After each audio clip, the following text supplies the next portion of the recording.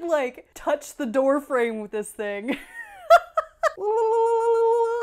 Today you're witnessing a YouTube first. May I please introduce you to the fontange, the wacko historical headdress that nobody has ever explained how to make on video before. History has had its share of wacky historical headgear. There are the late 1770s and those weirdly themed hair poofs. There are the 1830s and those silly Apollo knots. There was the 1980s. But to me, nothing is as wacky or as tall as the fontanges of the late 17th century. These towering confections of curls and lace were notorious for being unstable and difficult to wear. So much so that they were often depicted as being completely askew. While the design, height, and structure of the fontanges changed throughout their time in fashion, one thing stayed the same. They were immensely popular and they were absolutely ridiculous. Which is why I want to make one. The origins of this story begin, as so many fashionable things do, with one of the mistresses of Louis XIV. Her name was Marie-Angelique, Duchesse de Fontanges. Now, at the time, ladies at the court of Versailles were expected to keep their hair covered. And then the Duchesse decided to go riding. There are various tales about how it exactly happened, but one thing is the same throughout all the versions. La Duchesse suddenly found herself without her cap.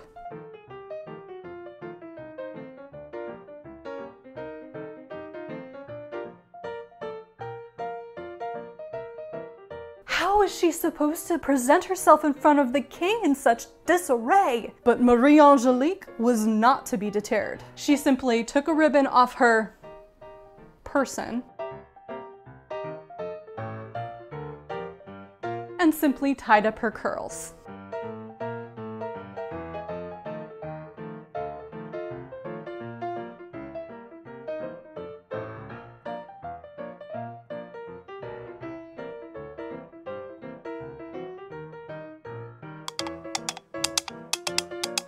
King Louis was enchanted by the hairstyle, and even the very next day, other ladies were seen sporting the style at court. The rest is hysterical history. What started as a gentle pile of curls atop the head began to rise vertically with rows and rows of ribbon and eventually starched lace and linen. Once the heights reached a certain level, they began to affix a commode or wire structure to help keep the fontange upright. As the 1680s moved into the 1690s, these reached an even taller height, so tall that they began to be described as resembling church steeples. This is gonna be fun. So there is very little documentation about how to make these. There were only 2 sources that I could find that were actual instructions, and only one of them was free. Because my how-to sources are so vague, from this point we are going to be learning together. Measure from the top of one ear up over your head to your other ear. This is the size of the curve you want to make. Then decide how tall you want your fontange. I'm going for a nice, even 12 inches, which is appropriate for a late period, but the designs of these things varied a lot, so you have tons of room to get creative. With a center line marked, draw the inside curve. I guesstimated here, and it's about 25 inches long on each side. Then measure up the center line to the height you want the frill to be. Draw another curve up to this point and then down. There are 2 different kinds of fontanges. There's the box fontange, where the cap resembles a little pillbox hat, and the bag fontange, which is basically a full linen cap with the frill on top. Today we're going to be making the box fontange. Because I freehanded it, I knew that my curves on each side would be slightly different. So from here I folded on the center line and cut one of the curves so it was even. Ta-da! Out of the cutout center, I used a compass and a friction pen to mark out the circular piece, which will be the back of the box part of the fontange. The diameter of the circle is 6.5 inches plus seam allowance, so let's say 7, and you'll want to scale that depending on the size of your head. My head is child-sized. You've been warned. This is definitely going to be a trial and error video, and by no means is this the expert, historically accurate method of doing it. You only need 3 more pieces for this. A strip of fabric for the other part of the box, 4 inches wide by the circumference of the circle plus an inch for seam allowance. Mine is 20.4 inches plus an inch, so like 22. Then you need 2 strips that are 2.5 by 15 inches for the dangly bits. I think they're called cornets. Alternatively, if you've got the cash, you can use wide lace instead of linen strips. First, you want to finish some of your raw edges using a very fine rolled hem. Hem 3 sides of each cornet as well as the outer curve of your fan. There are a lot of ways to do a rolled hem, and none of them are wrong. This is just one method that I find works well for my particular sewing style and patience level. I'm using fine 103 linen thread for this. Linen thread must be waxed. Don't forget your thimble. I like to do 3 pulls through my wax and use my fingers to condition, but you do you.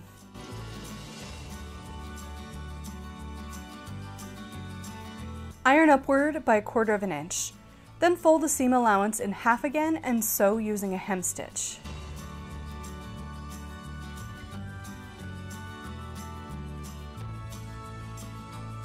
With the hems finished, it was time to decorate. I'm using some cotton lace I got in a little set from Amazon. I've linked to it in the description below. You want to use cotton lace if you can for this, because polyester isn't going to take well to the starching. I think this set was about $13 and came with 30 yards of lace in various widths. Definitely not period accurate, but it was affordable and it's cotton and will get me through a lot of trimming projects.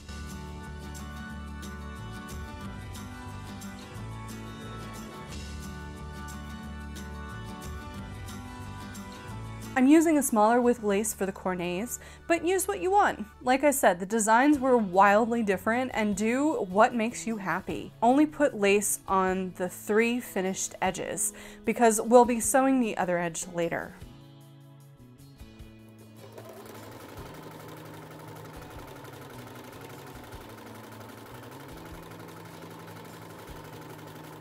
For the box, I'm opting to use a serger stitch on my regular machine to secure all the ends. My serger is a little too strong for this very delicate fabric, and this fabric definitely needs to be finished because it frays like crazy. It was at this point that I felt it wasn't fancy enough, so using this odd scrap of fabric left over from cutting, I decided to cut another level of fan.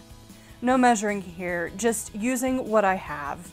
We'll see later if it turns out. You need to starch this baby, and you need to starch it well. After a failed attempt at using natural starch, I ended up purchasing some spray starch to do the job. See that little red thread? I'm too lazy to pick it off. Give your frills a really good hit with the starch, and make sure you let the starch seep into the fabric before ironing. This stuff works well, but it will make you smell like somebody's grandma. You've been warned. Using another cloth to protect the iron, I ironed down over the frill. And then I realized, OMG. After several bouts of stain removal and washing, I managed to get it out. Bonus, I barely had to restarch it, either because the starch was still in the fibers or because the residual starch on the ironing board was sufficient. With the starch sorted, it was time to assemble. Pin the outside of the box to the top of the box, right sides together and matching the edges. Then sew with a backstitch. Since I serged this, I'm sewing close to the edge, about 1/4 inch. If you didn't serge it, you'll need to flat fell this seam. Now you may be thinking, okay, but no amount of starch is going to keep that thing upright. And you know what? You'd be right. But there is a secret to keeping these things upright. And to do that, all we have to do is look to random spiky crowns that certain rulers wear in certain movies whose owners and production companies don't pay their actors and employees enough money for me to use this reference right now.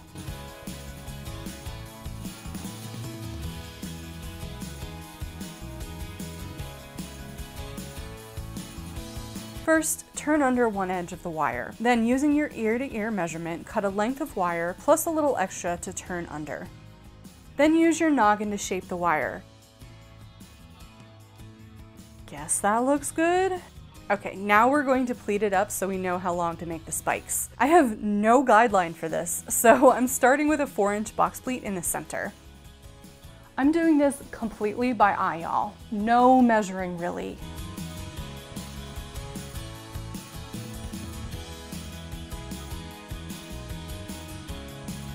Notice that I made the pleat wider at the top than the bottom to give it a little more of a fan shape. Then I made knife pleats radiating out towards the edges, making sure to fit my little headband. Alternatively, you can make all box pleats. I might try that in my next one.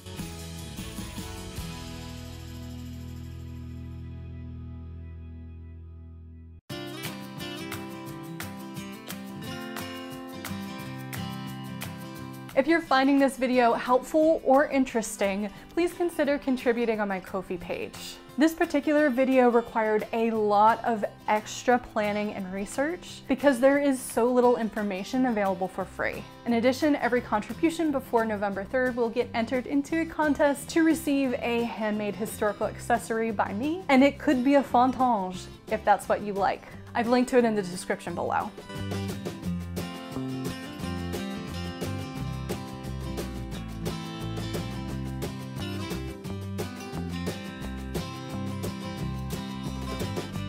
Do the same exact thing to the second frill, matching up the front pleat in the center.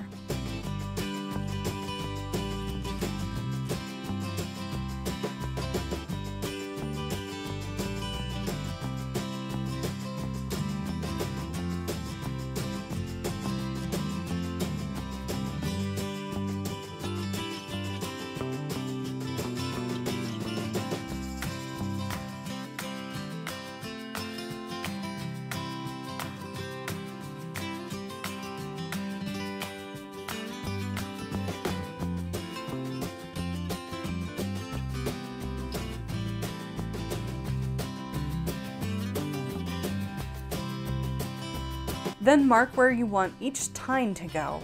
You're going to hit the folds of each pleat. Mark on your headband, then cut the wires that correspond to the pleat length, including a little extra on each side to wrap onto the center wire, and fold over the cut edge. Wrap the wire around your headband at each mark.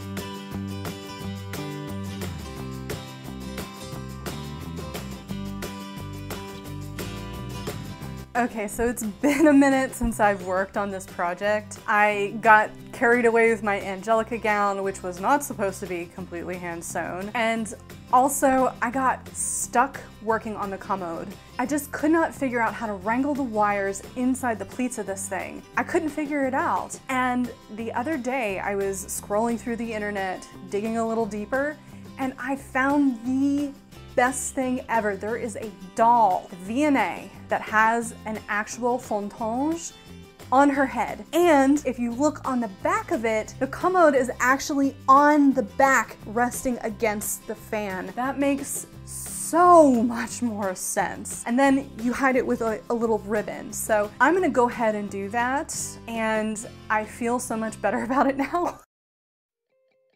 Baste each frill down separately. Then pin them together and baste again.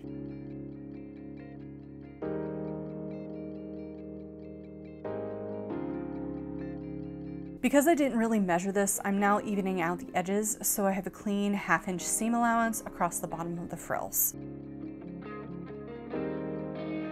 Match the center of the box to the center of the back and pin all the way around.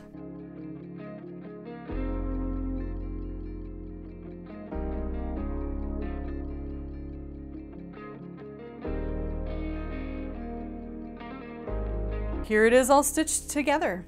I ended up flipping it so that the seam was in the back where it'd be hidden. Use the iron to press the seam, then turn under the edge of the cap and press for hemming.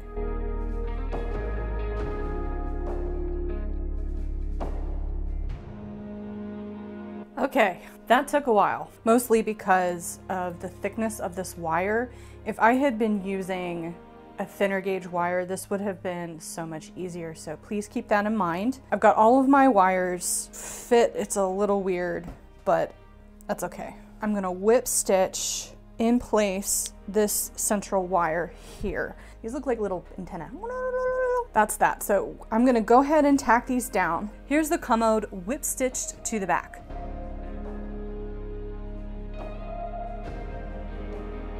Then we're going to tack down the tops of the wires so everything stays in place.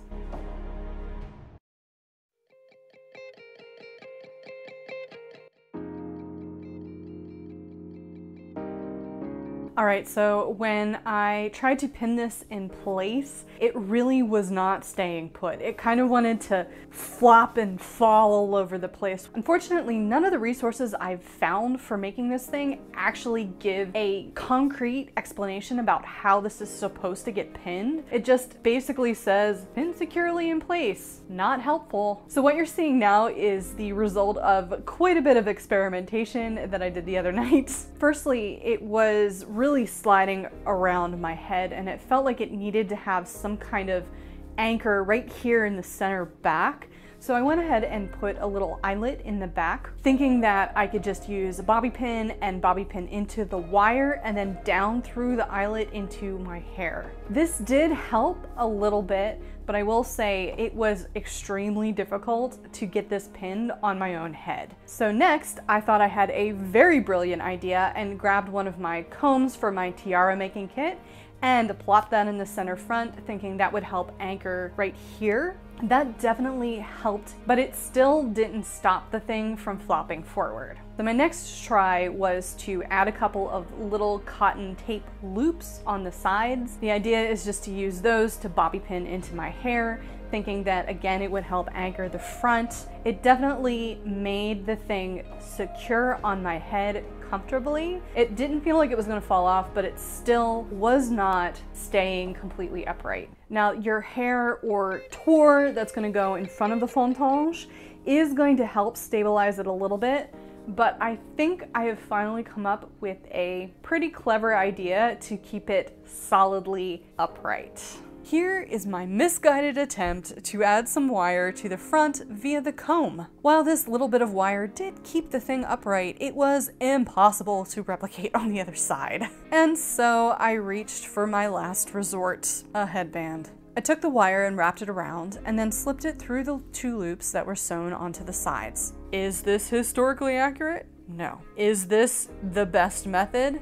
Probably not. But it's what worked at the time, so y'all, we're gonna go with it. I thought it'd be wise to whip it to the actual headpiece so it wouldn't slide around. Then I tucked the wire behind the fold and tacked it gently down from the backside.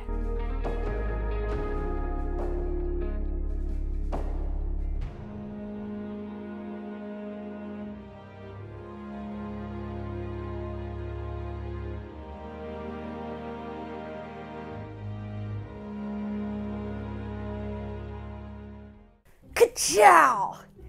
It worked! Oh my god, I'm not in frame. Here we go. Ah! Oh my god, y'all. I look like a deranged housemaid. Like something you would see out of some kind of satirical horror movie or something. I don't even know.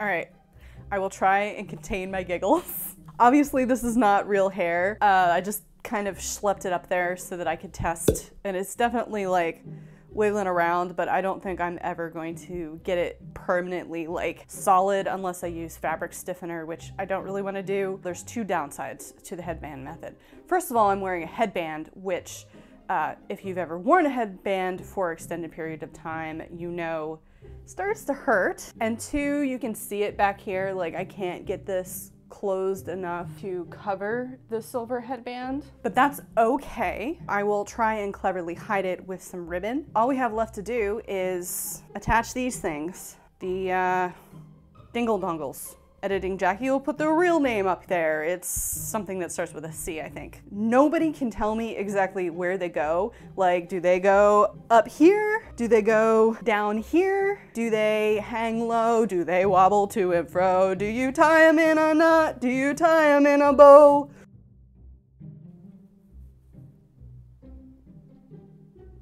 Okay, I think I'm losing my mind. Don't judge me. I'm not really sure where I should attach them. If I should attach them down here, I'm thinking that maybe makes sense, or maybe attach them like here somewhere. I don't know. I'm gonna have to play with it a little bit and then I'll decide. All right, let's get this thing off before I scare any of my neighbors.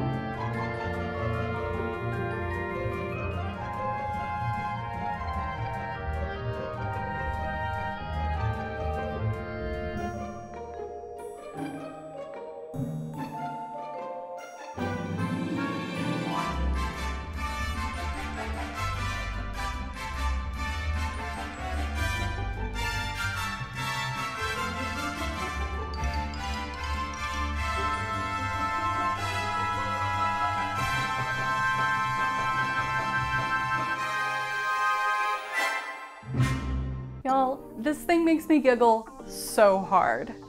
Thank you for making it this far through this extremely goofy experience. If you're new here, I'd love for you to drop down into the comments below and introduce yourself.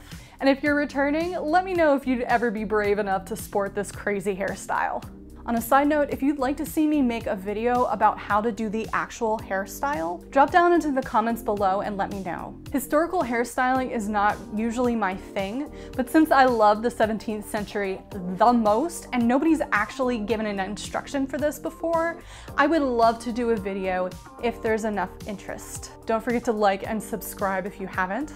And if you'd like to see another video about 17th century clothing that nobody makes, you can check out this video here, where I made a mantua and turned myself into a historically adequate 17th century holiday Barbie. Thank you so much for watching, folks. I love y'all, and I'll catch you in my next video.